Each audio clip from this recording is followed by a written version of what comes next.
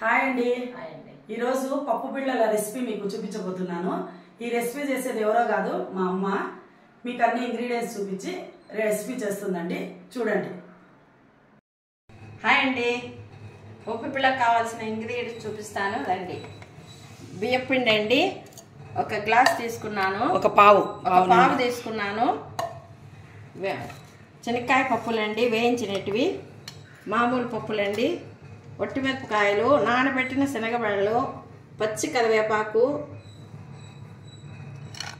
నువ్వులండి,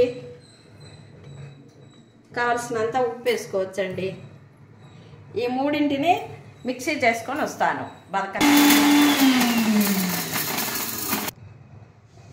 cut చేసినావా? నువ్వులు, పచ్చి శనగబ్యాళ్ళు, నానబెట్టిన శనగబ్యాళ్ళు, కరివేపాకు ముక్కలు,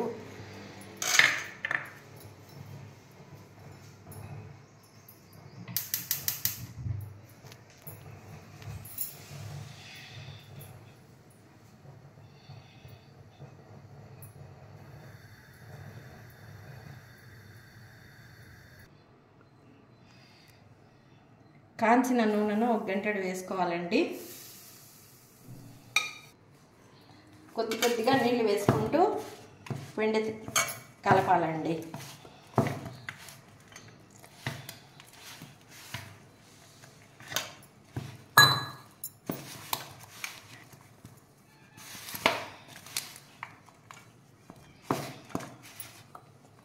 సాల్ట్ కొంచెం వేసుకుంటావా? అప్పుడు కొద్దిగా వేసుకుంటామండి. అప్పుడు చిల్లీ ఫిక్స్లో వేసుకున్నాను కాబట్టి ఇప్పుడు కొద్దిగా వేసుకుంటానండి.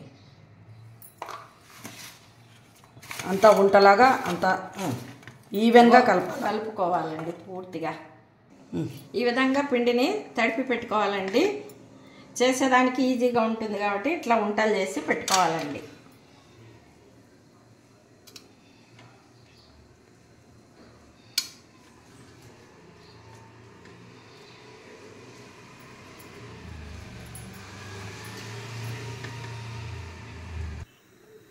ప్లాస్టిక్ కవర్కి ఆయిల్ పూసుకొని చిన్న చిన్న వంటలు చేసుకొని ఇక్కడ 6 పెట్టుకున్నాను.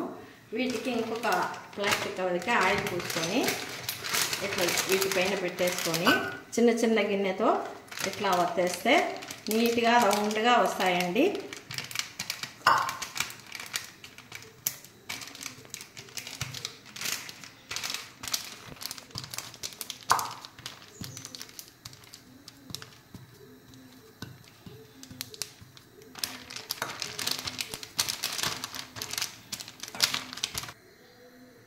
ఈ విధంగా 6 ఒత్తుకున్నానండి.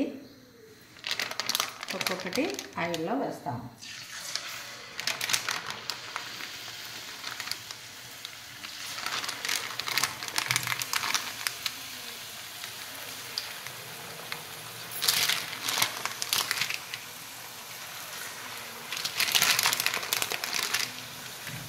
సరిపోతాయా?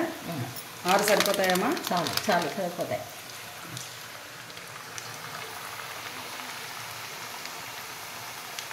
ఒక 2-3 నిమిషాలు అయ్యే వరకు దానిలో టర్న్ చేయకూడదు కదా? కలపకూడదు. ఇట్లా ఈ విధంగా ఒక సైడ్ పూర్తి కాలిన తర్వాత రెండో పక్కకి తిరుపుకుందాము.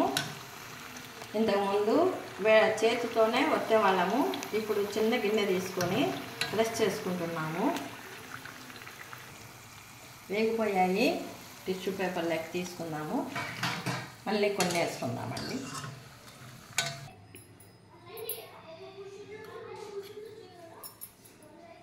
పప్పు పిల్లలు రెడీ అయినాయండి.